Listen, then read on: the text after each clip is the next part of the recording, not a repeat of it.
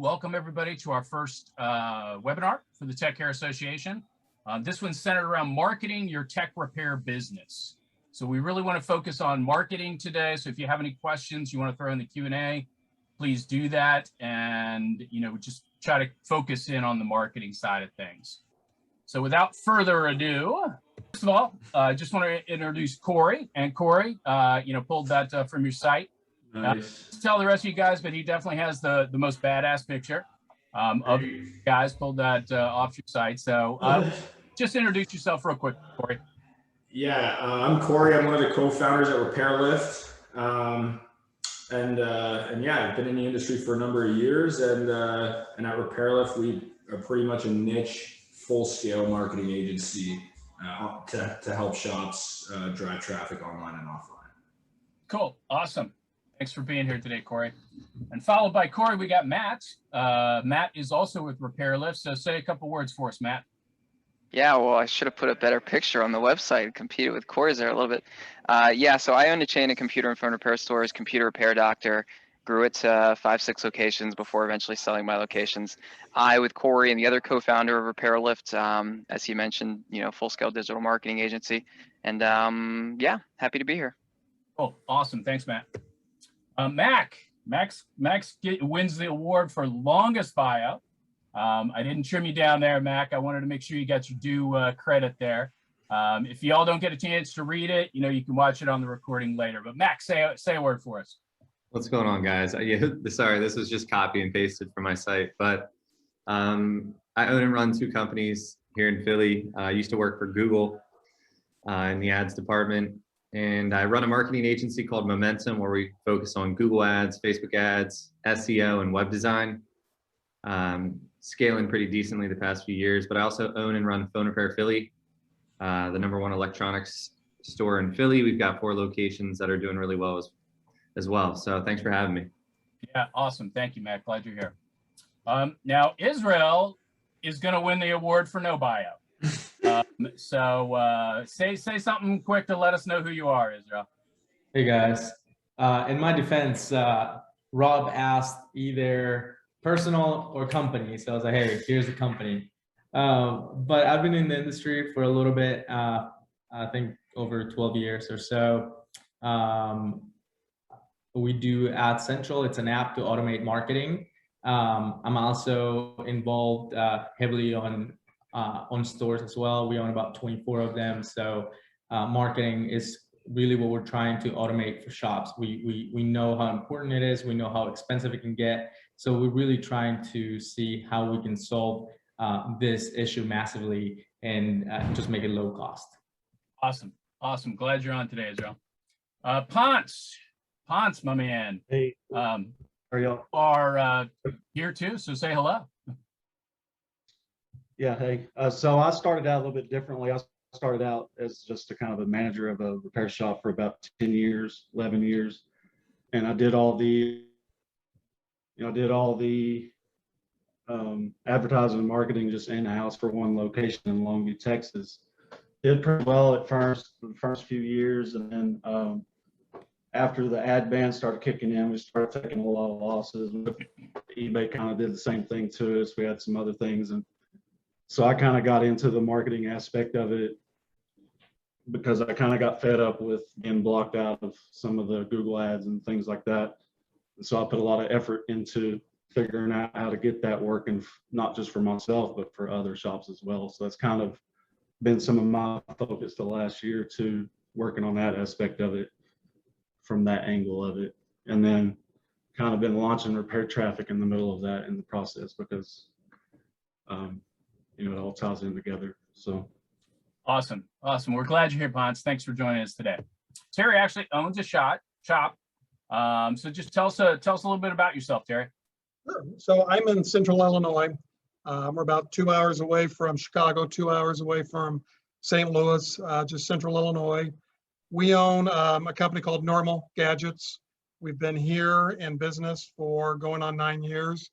I've been in the telecom industry probably, I wouldn't say the longest, but I look like I probably have more gray hair on the side than everybody. But since about 1987, I've owned some IXC companies over in Indianapolis.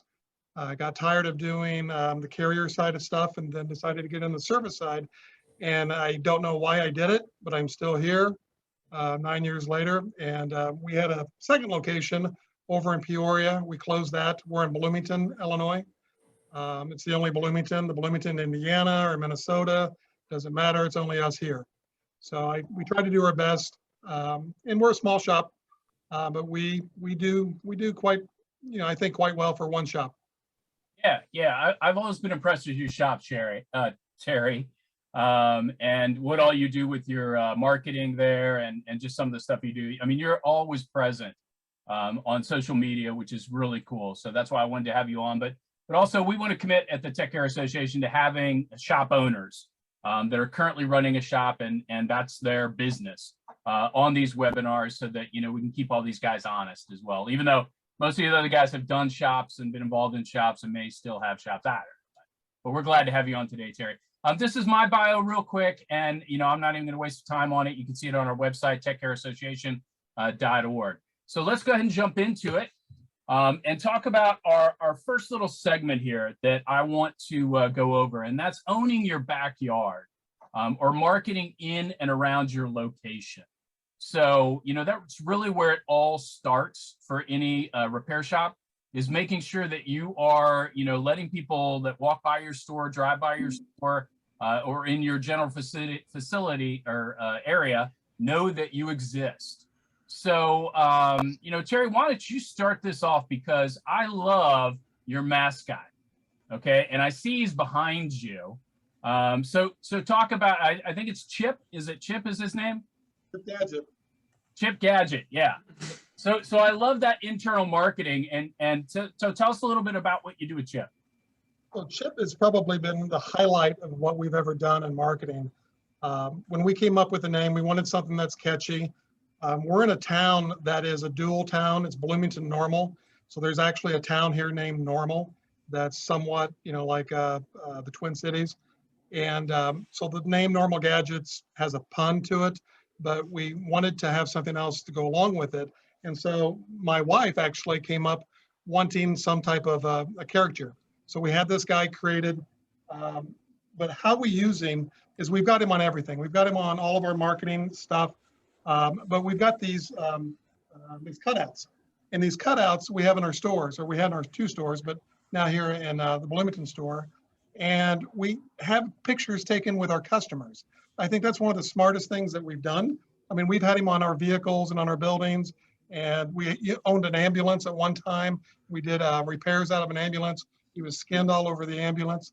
But when customers come in here, we have them take pictures with Chip, and then we tag them by name on Facebook or Instagram or Twitter and such like that. We all take pictures of repairs, and we just got tired at the very beginning of, here's a picture of a broken phone, here's a picture of a working phone, here's a picture of a broken laptop, here's a picture of a good laptop. We wanted to be more personal, if you will, with customers. And they respond, because you might find somebody that, you tag and they've got 2 friends. That's great. But you might tag somebody that they've got 1,000 friends, and then they start commenting. And people, amazingly enough, like to see pictures of themselves. That's a great marketing ploy. The rest of you guys, give me some advice here on in-store marketing. I know, Israel, you guys are really centered around in-store marketing. So why don't you talk a little bit about that? Yeah, so I love hearing about, Terry, and I think we've all been there, kind of like listening to what he's tried. I think the success is basically trying, right? You have to kind of like try and fail, and some of them will succeed, and some of them you'll be like, man, what was I thinking, kind of thing. But what we believe in AdCentral and what we've seen results is essentially you want to have content creation, right? You don't want to stay static. You don't want to do that. You want every time that your client comes in, even if it's a week from today, they'll be able to see something different and something fresh, right? And I think it is one of the successes, I think, is to be able to change that little chip in your head to say, hey, we are a retail location, right? So what kind of look around other retail locations that are, you know, a little bigger and they have more experience and so forth. And one of the things that you'll see is, you know, they might change the layout and they have to play with displays, they have to play with content, see what works, see what doesn't work, right? And we at AdCentral understand that it's so hard to keep up with everything, right? I remember when I was in the store, you know, let's say 4th of July is coming, I would be printing the night before if I was open or closed, you know, trying to get that done. But so what we do at AdCentral is that we think all of that ahead of time, right? So we already have material out for 4th of July. We try to make it fun. We try to basically create that content for your customer to be engaged, right? And you can drive that to maximize a sale or maximize a visit. Sure. And for people to be able to see that, right? So I think that's important, just to be able to be thinking about what's next, what sale, or, you know, what's going to be, how are you going to like split it up? Is it going to be like weekly, monthly, and so forth? Cool. And yeah. Oh yeah, I was just going to jump in there. You know, the image behind you, of course, is part of your product, right? You want to? Can you hit on that real quick? Yeah. So essentially, you connect a Fire TV, Android TV, Google TV to a device, and it's super easy to basically you go in, and this product, it's called templates. So we essentially create all these graphics for you, and then when you go into the app, you would be able to change the text, right? You can change it to whatever you want it to be. You can change it to match your colors, right? And we have things like reviews. We have things, anything that a shop might need. And you can also hit us up in the app. There's a little button that says send us your ideas, and we're constantly, you know, putting content out. But this is essentially what it looks like, and the quality of the content that we have. Cool. Yeah, I love it. I love the idea. A lot of you guys out there guys and girls have TVs in your shops, which I think is such a neat idea. And so Israel's group AdCentral is able to give you some content to put up on there. We're also working on a deal at the Tech Care Association to be able to do something with those TVs as well. That's kind of coming soon thing with us. But let's go around the group real quick. So I'm going to call you guys real quick and just throw out one idea, you know, real quick about in-store marketing or how to market around the store. So Cory, I'm going to jump to you first because I'm going around my screen. So, you know, what's a quick idea? Well, I think the Google Map listing is really important in and around the store. But if you mean like at a store level, I know one thing that we did at our store that made a big difference is if you walk by our store now, we have like an 8-foot by 6-foot sign or something, and most people they center their logo. We have our logo very small in the corner, and it just in huge letters says device repair, phones, laptops, computers, or tablets. And I think that's really important because as much as we love our brands, you know, we want people to see our brands. I think it's really important that people in the local community can look at your spot and quickly identify what you can help them with. Yeah, that's an awesome idea. We used street side signs, a sandwich board sign, which is, you know, big A-frame you can put on the side of the road. And it did wonders for us. So investing in a good sign to sit out on the road is something that definitely is valuable for anybody doing work out there, that people can see from their vehicle. You got a big store sign, then right next to the road as close as you can. Be careful about zoning. Zoning is going to hit you in different areas, but it's always better to ask forgiveness than to ask permission sometimes. So I'm going to roll around the board to Mac and ask you, Mac, what's a good in-store or around your location thing to do?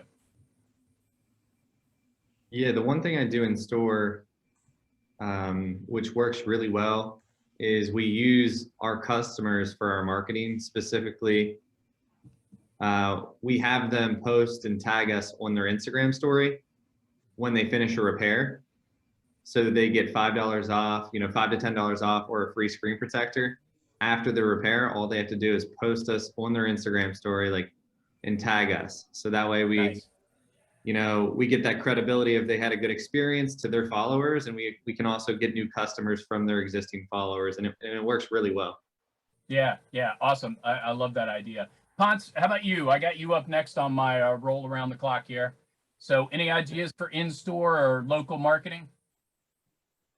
As far as having good signage and then making sure like cleanliness around your store, like, because if Yeah. you're, I had my shop that I was managing was kind of in close to the ghetto, and people just didn't carry outside. So if I actually went outside and cleaned it, it would actually look a little bit better from the outside. Nice. And then Yeah. sign, and then, like Cory said, making sure that you clearly state what you do and not just your brand on the outside, and then, you know, having a screen on the inside that flashes like they have with Israel, that's good stuff. So I pretty much got all that. Other than that, I can't really think of anything else as far as like right there in your immediate area around the store. There was beacon technology, but I don't think that stuff works on iPhones. I think that's just like Android stuff. So fortunately, it don't work all that well. Yeah, good old fashioned, you know, getting a clean, clear sign, keeping your shop clean, nice and neat around it. You know, you want people to feel welcome. A lot of people already feel a little bit sketchy about going to repair, just because it's still, despite it being around for so long, it's still not really an accepted, you know, type of business in some communities. So it really depends. All right, so I'm going to roll around to Matt. Matt, you're last on the dial here. I feel like I'm on the radio again. You're on the dial here to tell us a tip for in-store or local marketing. Yes, so I think the bottom line is really just utilizing what you have. We had multiple locations for the stores that I had, and we did A-frame signs. We did guys in an iPhone suit on the street holding an arrow. We did yard signs around the property. We did billboards when they were adjacent to the store. We did feather flags on the street. We did roadside banners, and each one worked differently in every store, right? The yard signs worked well when there was a Starbucks drive-through to brand that traffic. The roadway sign worked really well when we were on an Orlando highway or a very busy thoroughway. Billboard never really caught on so much. We branded 2 ambulances at one point, and we started sticking them around town. That got us very well known in Tallahassee. So I definitely agree with you. It's better to ask for forgiveness and permission. Sign laws are going to vary, but anything that you can do in your particular location, use what you have to your advantage in one way or another. Everything else everyone was saying, social sharing, encouraging social sharing, great. Events outside, July 4th or other events outside, that's a great way to change up. You know, people are going to drive by your store all the time. They're going to get used to seeing it. Those kind of events can change up what they're seeing. It gives them another reason to look. It gives you a reason to be active. It attracts more attention. Anything that attracts attention to yourself, you know, as long as it's not in a negative way, is exactly what you're going for. Yeah, absolutely. Be cognizant of what's going on in your community, obviously. But, you know, trying to draw attention to your store is always a good thing. Before you invest too much, you know, with my ask forgiveness policy, make sure you're not investing too much that you're going to end up losing. You know, putting some balloons out with a big sign that may get finger waved at you is one thing, but investing in a big billboard or something like that, it's a whole other thing. So just be careful about that. Awesome. And, you know, just to wrap up this segment before we go on, and we're going to draw a prize here in a second. You know, I know a lot of guys out there know, and this is an old thing, which is the donut or pizza party for local carrier stores. You know, everybody does that. First of all, it's no big surprise. You know, it's good to do. It's good to get into. Understand, though, that most carrier stores, they're owned by the carriers. It's against their policy to hand out stuff. That's official corporate policy in any of the carriers, and a lot of the dealers that sell devices too. Yeah. So be careful about that, but, you know, make them your friends, try to help them.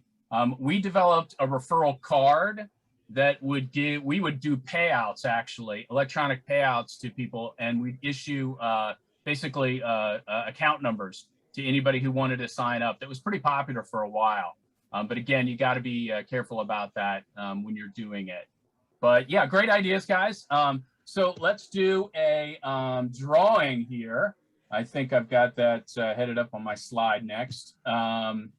So we are going to do a drawing. Let's see. First off, we've got Terry donated a graffiti, an M-Edge graffiti backpack with a 4,000 milliamp battery in it, which is nice. So let's go ahead and give that away to somebody right now. I'm going to hit our participant list here and look at my attendees. And I'm going to say, Dimitri, I think you're on here right now. So I am going to give you this backpack. We're going to get with you, Dimitri. I'm writing your name down just so I don't forget you. We're going to get with you and get that shipped out to you. But Dimitri, remind me, Terry, that Dimitri won the backpack and we got to get it out to him. I've got all of our attendees' addresses and everything, as long as you gave me a good address. So another reason to give good information, right? All right, so let's go ahead and move on to our next topic. Well, before I do, actually, I always forget my slides. If you're not listed in our Where to Repair directory, repair shop owners, get in there, okay? It's free, all right? We have paid memberships, and you're gonna get a lot of perks with the paid memberships later, but right now, we just wanna get you on our Where to Repair directory. It's wheretorepair.org. There's a link on there to be able to sign up for a free membership, or if you wanna contribute to what we're doing at the Tech Care Association with a paid membership, we love that. We really do, and we really appreciate that. But the idea with the Where to Repair directory is we're going to broadcast this to anybody and everybody to help them to find you, to find local repair shops all around the country. So we've got hundreds of repair shops on there right now, and we're planning to get more than 2,000 in our first year. So don't forget that. All right, so let's jump into our next segment, which is going to be on digital properties, right? So if you don't have a website, you need a website, repair shop owners. If you have a mediocre website, you need to invest something in a website to get something up to speed. And we're going to talk about that. And then how do you make your social media better, right? Or what social media platforms are going to be the best for repair shops? I do analysis of a lot of repair websites. And let me tell you first thing, complete your website, first of all. Dead links, like a dead social link, are just not good. I see websites all the time that have dead links on them. They don't have SSL certificates, which can run afoul with some antivirus software. So, make sure you invest at least a little bit in your website. So let's kind of roll things out on website talk, and I'm going to go over to you, Cory, again. You'll be first out of the boat here, and maybe give some ideas, quick ideas on websites. And we had a question in the chat of which social media platform is best. I think I know the answer about that, but you go ahead and share some knowledge. Yeah, awesome. So I'll try to keep this short. I could talk about this for days. The website part, the most important part with the website is building a sales funnel, right? You have to have functionality on your website. At bare minimum, you should be funneling people to, one or two major call to actions. For us, it's usually our instant quoting widget. Matt built us an instant quoting widget that people can submit. They can select their device, submit their information, and instantly receive an SMS price quote. People love that. And then also the call button. If you don't have access to, or you don't want something like that instant quoting widget, having a contact form or something like that is really important. But the whole website should funnel people to those call to actions. It shouldn't be just an informational, hey, we're here and we fix phones. I think also the other thing is that SEO is really, really important. So you should have model pages. You should have as much content on there about what you do as possible. Yeah. Is that enough on the websites or? What about social media? What do you think is the most important social media platform or the one that's going to give you the best visibility? I think that's always going to be changing. I think right now, Facebook, Instagram, TikTok are huge. I think that Facebook and Instagram right now give you the best control in terms of advertising. I think TikTok's making a play. I think Snapchat recently rolled out PPC as well. But what I will say is I think there's two really important things to social media. The first one, and with any type of marketing, is consistency. Okay, we're in an industry where people may not need your service right now. Okay, if you market for 1 week or 3 weeks or 3 months, it doesn't do it. You always have to be doing it. And if I look at our biggest clients, they never cut their ad spend. They're always increasing it. They're always like, obviously you got to be changing creatives and stuff like that. But the consistency is the most important part. The second part to that is that, like, and I'm sure all of us can relate except for Israel, because he's making some sweet custom content templates in there. But a third-party agency is going to be able to produce some pretty good content for you. At the store level is going to be what makes you different. Like, consistency is better than having good content sometimes, obviously, but at the store level is where you can be filming those, you know, those neat little TikToks, right? Showing your inventory, especially if you're selling devices. It's right there. It's in person, right? People recognize the area. They'll recognize, you know, your store if they're a customer. So taking the time to actually create good content at the store level is the best content strategy that you can find. And I don't think outsourcing that to anybody it can come close, but I don't think it will ever be as effective as you doing it your own. Cool. Appreciate that. Terry, so I see you nodding your head over there. So what are your thoughts on, you know, what to do with your website and what social media is going to be the best for a repair shop? I totally agree with you guys that, you know, you've got to have a website that's up and functional, that's attractive, gives information that they can sign up for an appointment to come into you, gives them that information. Dead links are terrible. So websites is imperative. Social media, you know, for us, it's Facebook, you know, and Instagram as it always has been. We've been doing some informational YouTube videos, some informational YouTube, and trying to drive traffic. We may not get a lot of hits on our YouTube channels per se for that. I mean, we're not getting 1,000 people or anything like that. But I think once we film that, we highlight that on our Facebook and Instagram and Twitter pages, and then across where we live, people see it, you know, and, you know, we try to do it with a little humor, but informational to the people. And I think they get it. I think they resonate that we have their, you know, better half in mind and want to try to take care of them. So it's trying to be a, you know, a local leader, if you will. Nice. I like that. Hey, Ponce. So, you know, I hooked up with you on Facebook, and I don't do that with a lot of business people. Usually business is my personal, or Facebook is my personal, like a lot of people, but I know you do a lot on Facebook, which to me is pretty impressive. And I know that's a really nice tool for you. So talk to us a little bit about Facebook and what all you do to help people market, or some ideas for some specific ideas, maybe for repair people to market their shops. Sure. Yeah. And on the website, I would also add, make sure the NAP is right and matches with your business. And also your name, address, phone number is always going to match with anything on your website, anything off website matches on that. Your name just changes just a little bit. I think it's that big of a deal, but for SEO, it's a big deal. And yeah, on Facebook, that's probably the biggest thing for me, and then Google My Business as well. And they're trying to actually make Google My Business more of a social platform. I don't know how they're really planning on doing that long term, but they're trying to make it to where, because you know, you can add the post and everything on, and that's one good thing that you can do, a shop can do that's pretty simple. They can actually post before and after photos and stories and detailed descriptions to their Facebook and their Google My Business as posts, and then take good pictures and everything. And if they do that daily and also reach out to those same people afterwards to get a review, they'll get a lot of just organic traffic, free traffic, not having to pay for paid ads or anything like that. If they were to do that consistently, they'd see a lot of growth. As far as just like something that anybody could do, pretty simple. That's one big tip that I would give. Yeah, that's great. I like that. And you know, the consistency of posting is important too. I can't tell you, you know, people look at businesses before they come just to get an idea. And so a lot of people will check out social, Twitter, Facebook, Instagram.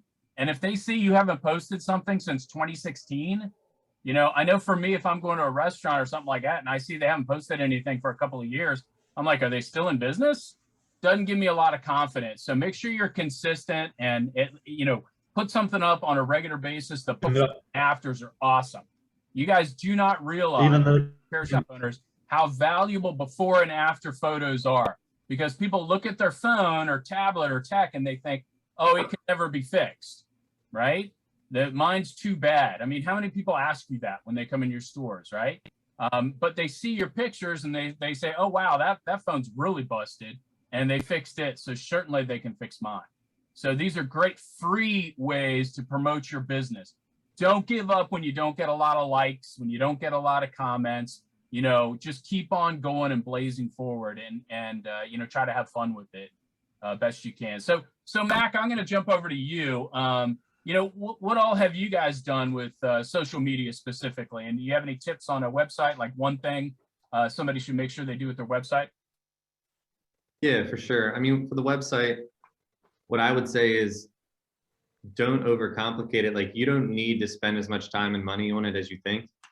A lot of your customers are going to come from local SEO, like what everybody else is saying with Google My Business, which I think is the bread and butter of your success. I mean, at least it is for my business. It drives 78% of all of our customers in transactional revenue, 78%. So nothing else is even close to that.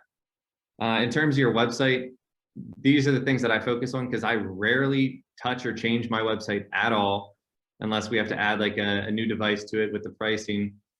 But the things to keep in mind for a website is make sure it's very fast, make sure it loads super fast, make sure it's very mobile friendly, because, you know, roughly 70% of people are going to be visiting your website on their mobile device, unless it's broken. And then a clear call to action. Like, for us specifically, I don't want people emailing us and submitting forms, and like, I don't want there to be a lot of back and forth for like manual, you know, responses. So we try to automate things, and we try to, you know, force people into two different options: either call us right away or schedule a repair. And then we have a lot of stuff set on the back end for automations. Once people either call us or schedule a repair, there's a lot of automation we have on the back end. And then other things. Let me jump in there, Mac, because we had a question in the chat about chat bots, you know, and giving instant quotes, you know, for basic information. Is that something you utilize or something that you would? Yeah, I would suggest using the Facebook chat bot integrated with ManyChat. So you can download and use ManyChat. You can do the premium version for like $10 a month, and you can have pre-scripted responses and algorithmic like options for them to chat through. We really just keep pushing people towards calling us, even if they, you know, use the chatbot or scheduling a repair from the chatbot. So yeah, Facebook chat with ManyChat. That's awesome. That's awesome. I'll share a mistake with my shops. I had a chain of 10 shops here in the DC area, and we were doing a lot of business, had a lot of volume, but I think we found what a lot of other shop owners find, and that is, you know, phone calls can be overwhelming, and phone calls also could be overwhelming for technicians. Technicians are good at fixing phones.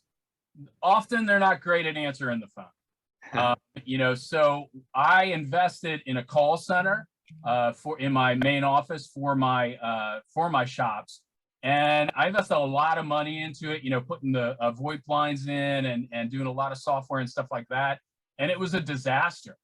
You know, it really was. So, you know, I love the idea of chatbots, frankly, to answer those basic questions for customers, you know, when they're calling in. I like being able to check tickets, you know, with some of the repair software, you know, that people can do that online if you're keeping good notes in there. So, I mean, for us specifically, I run very lean operations. I run one-man shops to make it extremely profitable. Like, yeah, it's a headache and a lot of work for one person to do, but I mean, you got to find someone good, which is the hardest thing for anybody listening to this call right now, anybody in this, you know, environment or industry. Realize, like most businesses, it's the people that are the most important thing, like who's working for you. And that's the hardest thing that I've had to deal with.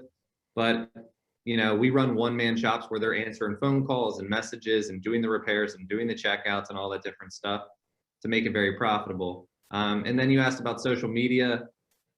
I think it depends on your market specifically. Like, if you're in an older demographic market, you know, they're probably more on Facebook. If you're in a younger, you know, city like Philadelphia, you know, most of our customers are on Instagram. So we spend a lot of time on Instagram. That's a great point. Yeah. Knowing your market, and so even digitally, you need to know what your market is around you so you can attract people. Cool. Thanks for that info, Mac. Yep. Isabel, you want to jump in here and give us a good web tip or what you think about social media?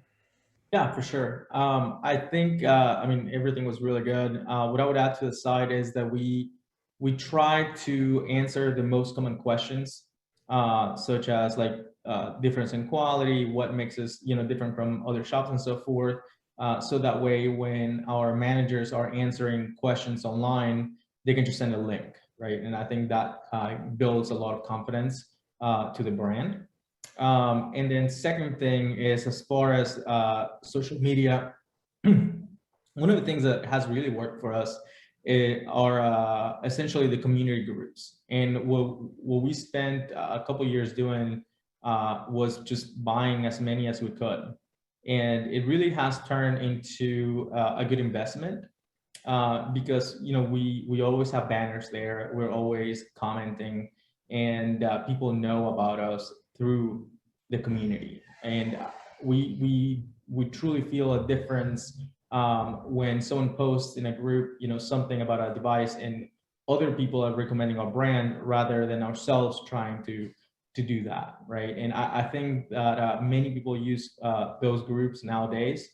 And anyways, that's something that I don't think has been mentioned today. So right. Thanks. I appreciate that, Israel. Hey, Matt, you want to chime in here? You got ideas, maybe like something everybody needs to do with their website that you've seen is like, a really big need? Yeah, I think everybody covered a lot of great points. I mean, there's a lot of basic stuff that needs to be done with a website. Optimizing for search engines cannot be, overstated. I think that's definitely an important one. I think another thing that we touched on a few times is the call to action, right? Because they're on your website, you want them to take some kind of action. Right.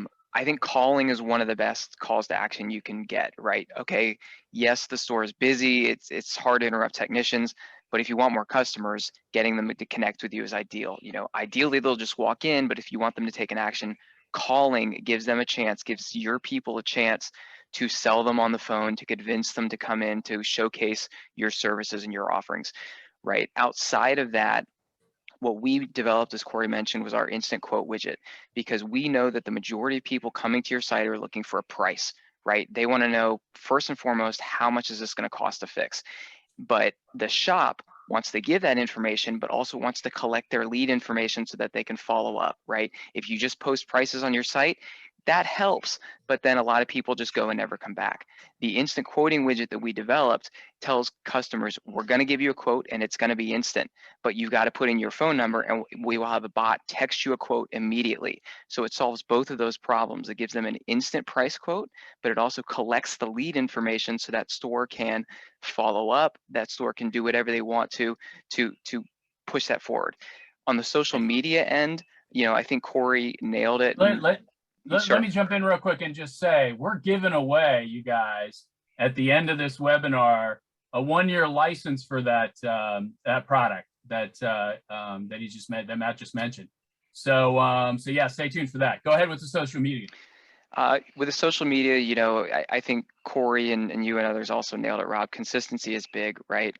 Showing people that you're open, that you're active, right? The same thing that you want to do at your store.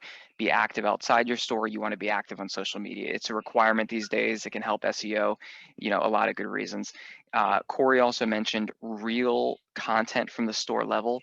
People on social want to see real, right? They know we know what stock images look like. We know what real looks like. Having before and after pictures of phones and devices, you're right. That is great. We've seen nothing perform better than that, right? Those are great. But also, even if they're lower quality videos of you around the store, pictures of your staff, real moments, those are going to resonate well with your customer base. There's a place for the rest of it, and the rest of it definitely helps, but that's going to be the most real content you can provide. Yeah, absolutely. I love that. I know, Terry, I've seen some of the videos you've done.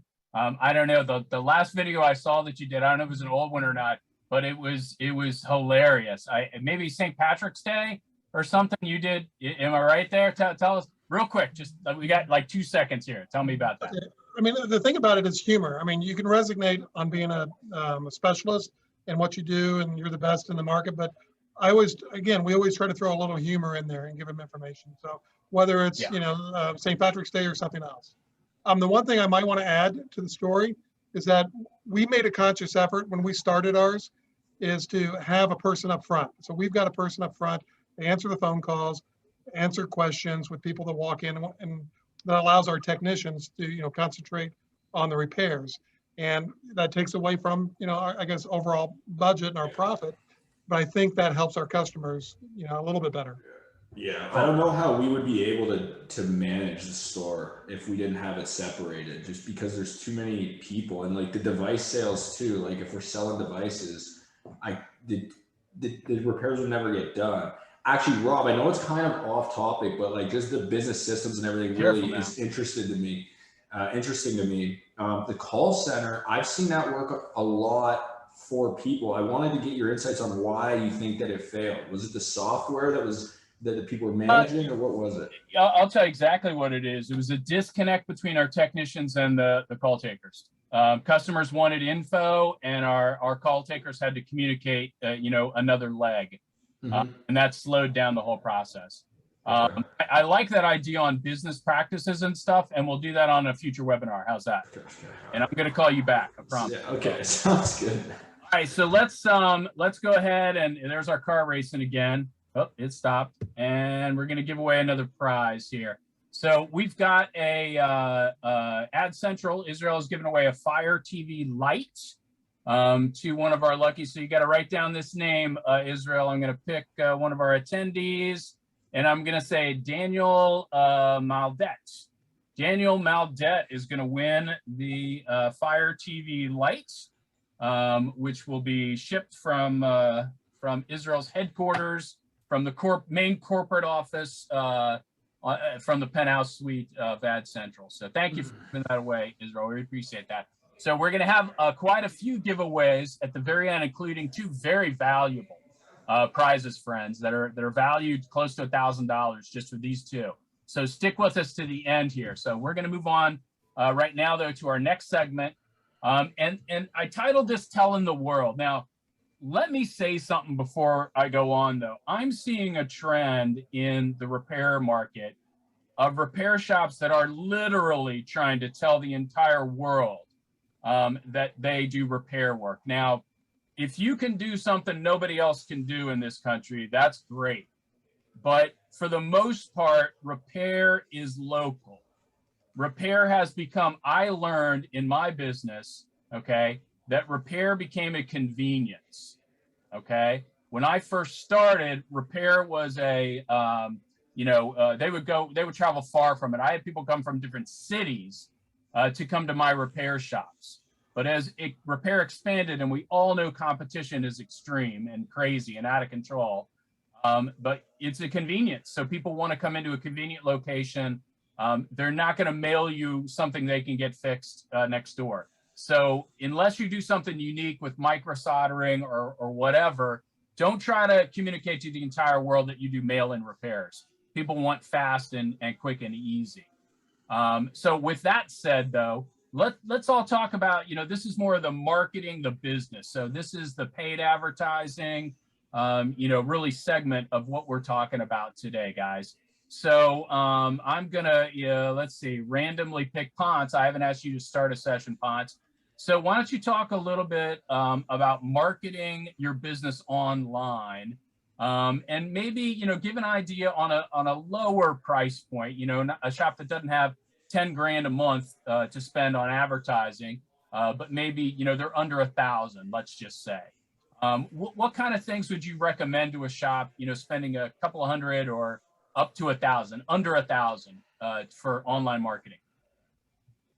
Well, first, if they was on the lower tier, I would start with the organic stuff, as far as doing the post, like getting a lot more into the trenches as far as staying active with, before and after photos and putting descriptions and all that, and Google My Business, Facebook as well. But Google My Business, if they do it right and they add descriptions in the post and into the pictures, they'll have to actually use a phone to be able to do that, because they can't do that from desktop on the pictures part. But if they add detailed descriptions, the next few days, because it only lasts a few days. Those posts only last about a week. Pictures only last about a week. They lose their rank control for search terms after that. But for a few days, you'll actually get more search terms for the same repairs that you just did. So as far as, marketing on the lower end of things, I would concentrate on stuff like that, because I see returns sometimes immediately within a few days of doing stuff like that with some shops that are on the lower tiers and don't want to spend a lot of money on advertising.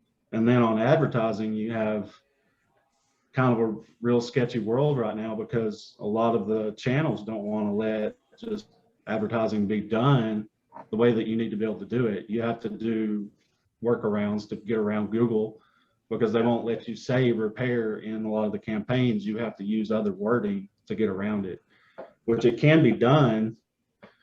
And that's something that I help a lot of guys with, and something that I know RepairLift helps with, and some other guys. We're helping shops try to get around some of that problem, because you're not going to be able to run the ads yourself if you just put cell phone repair, such and such location, yada, yada, yada. They're going to kick the ad. Yeah. And so, but if you was able to run ads on the, you'd want to spend, around $1,000 a month at least on Google to be able to see any kind of return from it. And you got to stay consistent with it. You can't just do it 1 month and then stop. You got to keep it. You got to keep going with it and optimize it and clean it up and get some of the keywords cleaned up as you go. And, it'll start coming back to you on your return, which Google Ads always has a pretty fast return rate on investment, because the way that you set it up, usually 9 times out of 10, I'm always targeting the maps ads, because that's usually people that are going straight to a shop. They're wanting to find a shop today to get their phone fixed, usually, if they're on the map ad part at the very top, and it's automatically putting you at the top. So you're the first click pick for, just about everybody that's online right now. Absolutely. Cool. Good stuff. Hey, and I'm gonna keep us moving along here. We've got 10 minutes left in our webinar here, and we're gonna stick to that. I want to respect everybody's time. Mac, real quick, what would you say, for a shop is a dollar amount that, a shop that maybe is first getting involved with advertising, what's a dollar amount they really, should pinpoint?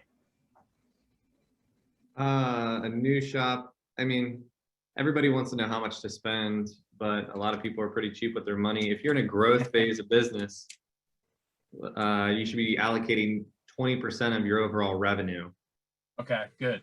To advertising. So if you're making $100,000 a year as a brand new shop, then you should be putting 20,000 back into marketing and advertising. But that money goes kind of quick. If you think about, brochures and business cards and like banners and signs and A-frames, all that stuff are marketing and advertising costs. So right, maybe allocate 50% of that, 20% to digital advertising. Google Ads is probably the best place to start if you're not ranking organically. If you're ranking organically really well, I mean, that's free organic customers, so you don't really need to spend money on Google Ads like we don't.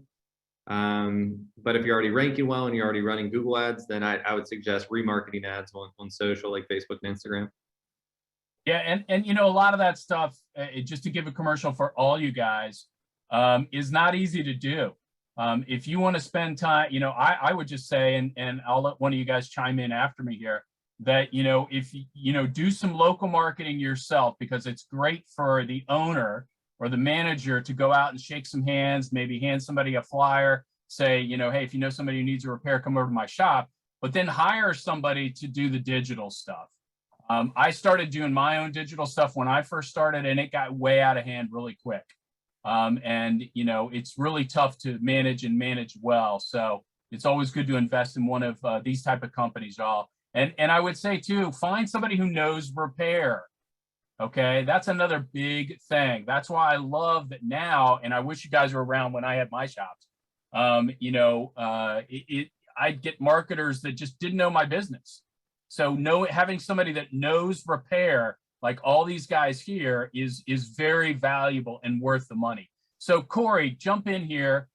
Tell me what, the question we had here is, you know, I seem to keep having a hard time having consistent repair since the Google meltdown, and I'll mention that in a sec. But what platforms have actually been bringing results to get consistent, you know, repairs each day? Yeah, I think Google's always the strategy. Just like Max said, ideally ranking locally, obviously, right? Like that's where you're gonna get most of the traffic from. You're not paying per click. The issue with Google Ads ban, and that it keeps getting worse actually, is now they've started kind of removing location extensions. So what I would say is that this whole industry is going to be changing, and cost per acquisitions are going to keep going up. I think every industry that's going to happen because more people are competing in these auctions, right? So I think that if you're lucky enough for your location extensions to show, and you know, we've been working on some workarounds to get that to happen consistently, you're you know, going to get reasonable cost per leads, right? If it's not, you're probably going to be hitting lead costs of like somewhere between 10 and 20 bucks, right? And people might not want to admit that, but that's the case. So I think investing in SEO, investing obviously your money in Google Ads if you have no ranking as well, and consistently bombarding the local community with social media, right? Because there's, like, you're in an industry where people may need your service today. If you're not selling devices, then definitely they're probably not going to need your service today. Some people will be searching for you. But if you're selling devices, doing buybacks, you can drive immediate traffic from social media, you know, ads right away. But just ongoing consistency with everything that you guys do to the local community, because whether they need it today, they need it tomorrow, you know, they need it in 3 months, you should be building that top of funnel presence so that they're looking for you rather than the service. And I think, you know, you're never going to completely corner that market, but I think that you should be stacking all of these things on top of each other. Yeah, I love that. Yeah. Let me go around the group real quick. Again, we're short on time, and I want to respect that. So real quick though, I think all of us would pretty much agree Google is you know, the dominant place you want to put your money. But let's mention someplace what your second choice would be to invest dollars, and also outside of SEO. So Google and SEO are very valuable places to invest your money, shop owners.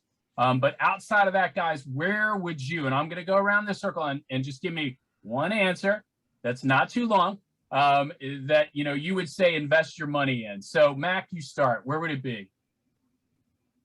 Are we talking about digital? Yeah. Instagram remarketing ads. Okay. Israel, what about you? I would say Facebook, Instagram. This Facebook, okay. Ponce? Same thing as everybody else is saying, Facebook and Instagram, but also do the retargeting with them. Okay. Awesome. It'll allow you to, and that's the bad thing about Facebook. They're starting to ban accounts too for repair. I don't know. Yeah. It's kind of a newer thing the last few months, but it's coming to, it's going to keep getting worse. And unfortunately after that, it's not much to choose from. Big tech is not wanting us small business people to thrive. Terry, how about you? What's one thing you'd invest money in or have? I would say blip billboards, BLIP billboards. They're economical. They work well for us here in town. Okay, cool. That's a great tip. Throw that out in the chat if you don't mind, just so people can see that. And Matt, last but not least, what do you think? Yeah, besides Google, Facebook, Instagram. Okay, cool. So that's a good answer for folks right there. One other thing I do want to mention really quick, I think, you know, platforms is clear, but I think another piece, if I only had $1,000, think about the campaign, right? It's not only putting anything there, like you have to think, how is my shop going to be different? When I Google it, when my customer Googles it, right? Even if I see 3 or 4, what's going to take that customer in to click me? So I think that's very, very valuable and worth talking, you know, at a later time. But I think that I would think about that more than only what platform. Cool. Yes or no question for each one of you guys. I'm going to go around the circle again. Would you invest money in direct marketing / local mailing campaign? So sending mailing out. Would you do that? Cory? Yes. Yes? Yeah. Okay. Mac? Yes. Israel? Yes, 100%. Okay. Ponce, Yes. Terry. We've never done it. Wow. Okay. Got a descender here. How about you, Matt? I have done it. It's been hit or miss, but I would do it. Okay. Cool. That I would have said no, quite frankly, but that's great. Great input.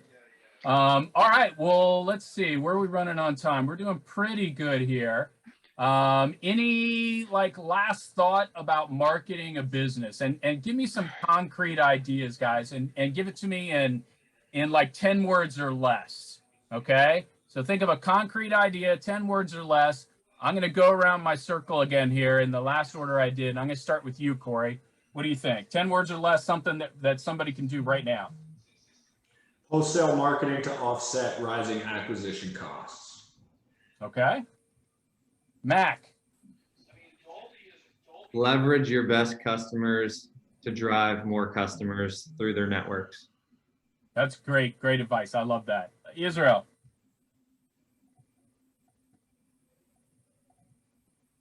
Make sure you make your lead worth.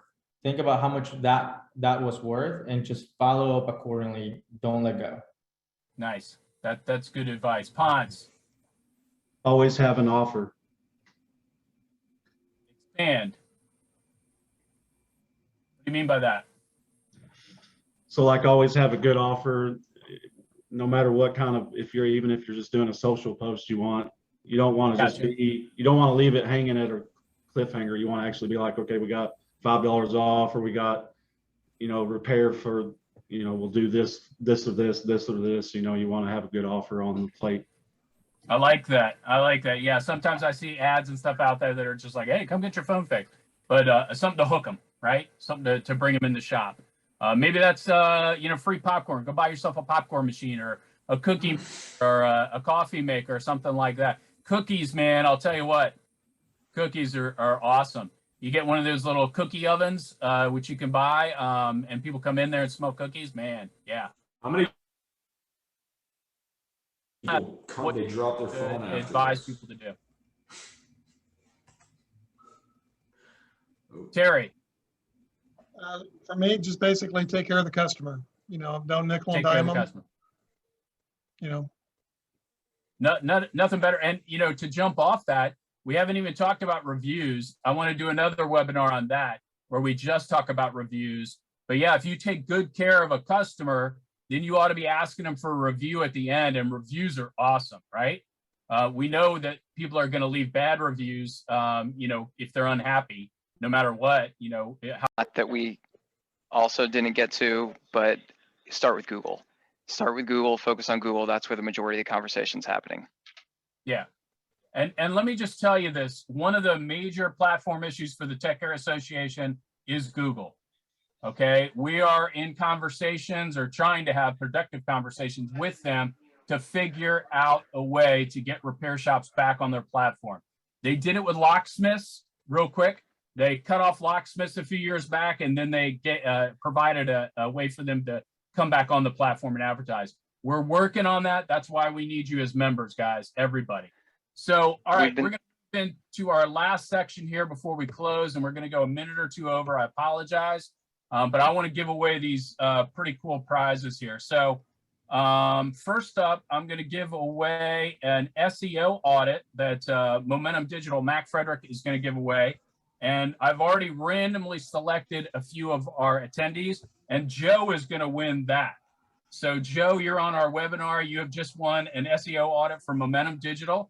So Mac, make a note of that. I'm going to write down SEO.